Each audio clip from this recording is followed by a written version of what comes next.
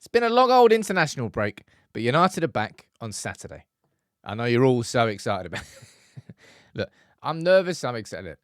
United have had an awful start to the season so far. There is pressure on Erik Ten Hag, rightly and justified, because of where United lie in the league. Brentford on Saturday. It's not going to be an easy game, despite the fact that they are also mid-table. I'm going to run through my starting 11, predictions, get yours in the comments. What changes do you want to see, both to the starting 11 and to how United approach the game? I'll run through mine in this. Now, unfortunately, I've got to show you the Premier League table. Don't have to show you, but I'm showing you anyway. You know where we are. We're in 14th. One win out of our last 5. Now, Brentford's last game was a wild one. Did you watch it? It was a 5-3 against Wolves.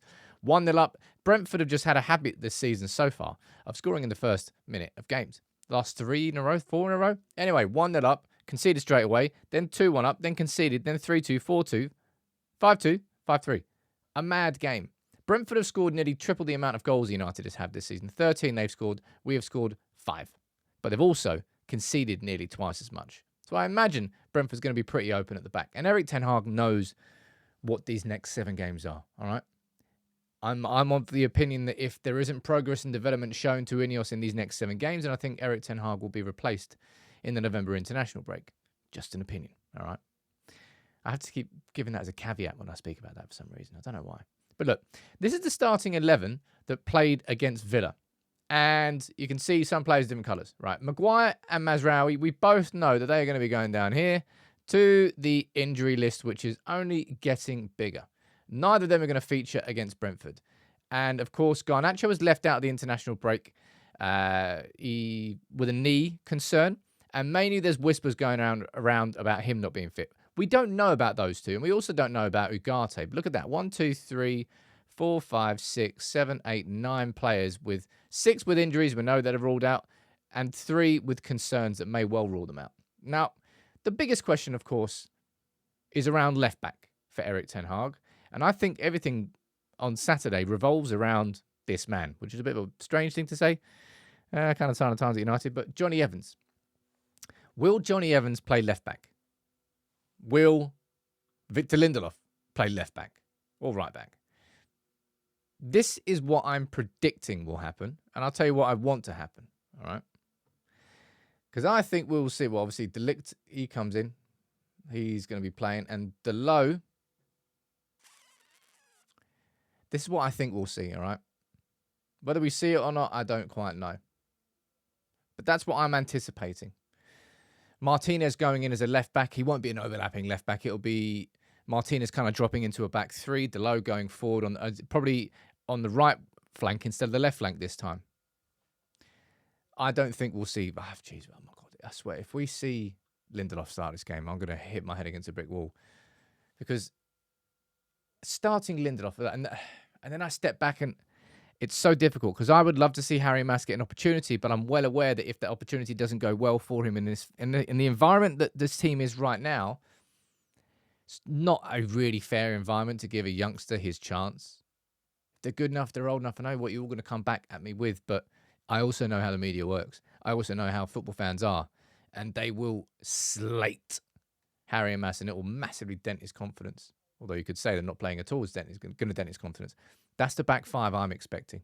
I think Evans will come in at centre-back. I think Martinez will go as an auxiliary left-back. Kind of, he will play quite centrally, and they'll operate as a back 3 with Delo, therefore given the freedom to go forward, this time on the right flank instead of the left flank. That's what I'm predicting anyway.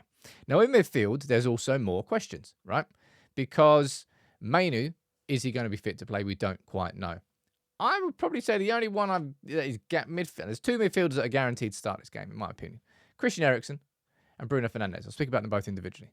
Christian Eriksen had a good international break, and he has been pretty decent for United.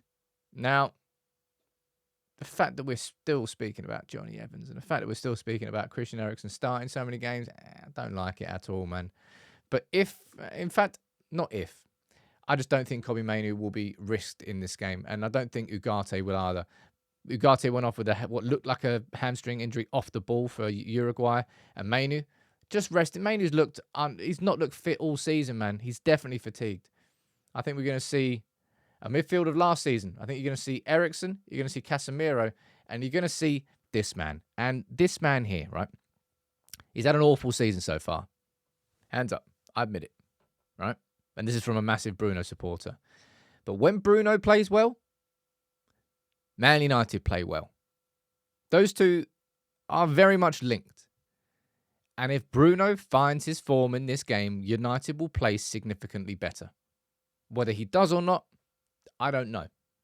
But obviously the red card that he got against Spurs was rescinded, so he played against Villa and he'll play here. He'll be suspended for the game against Fenerbahce midweek.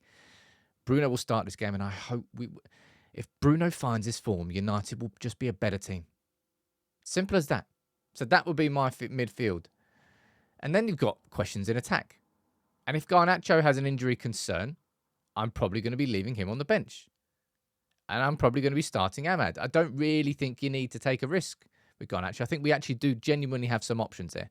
Rashford on the left, but I would say... Sorry, that's the wrong one. This man. Yet to play 90 minutes for us this season. Played 15 minutes from the bench in the first game for Denmark and 55 minutes in the second game from the start. We need Hojlund scoring goals. We need goals. And go back to it there. Man United have scored, ladies and I'll say it again, it's horrible. 5 goals in 8 games. Jeez. So grim. I want Hojlund to start. I want Rashford to start on the left-hand side. I think he's looked a bit brighter, but still not shining in the same way that he did before.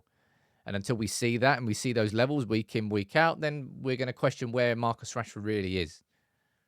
Because of the expectations that he's setting himself by his previous seasons. But that would be my starting 11 there. I go Ahmed on the right, Hojlund through the middle, Rashford on the left, and that midfield trio of Bruno, Casemiro, and Eriksen.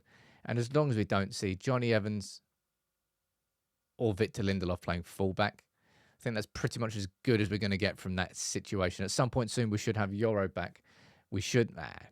Good luck relying on Luke Shaw or Malacia. I don't know. But this game, right? Brentford have had Ten Hag's number twice, right? One was a 4-0 drumming away that was humiliation, followed by that, 13-kilometre run that Ten Hag joined in on. Then at the start of last season, was that the same? No. It was the start of last season they beat us at the beginning. I think it was. You know how Thomas Frank's team's going to play. They're not going to give you a moment to breathe on the ball. They will press you. They will make it intense. They will try and punish you.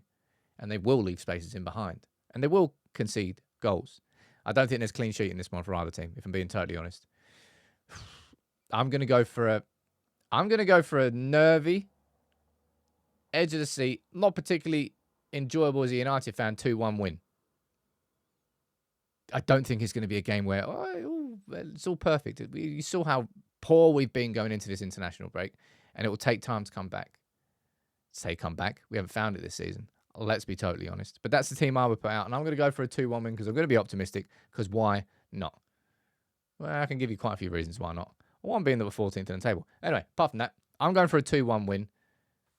You know what to do, United. Please, in my opinion, drop the inverted fullback. Don't want to see Hojlund, Ahmad, and Rashford with a disconnected front press. Stay compact. Play through the lines.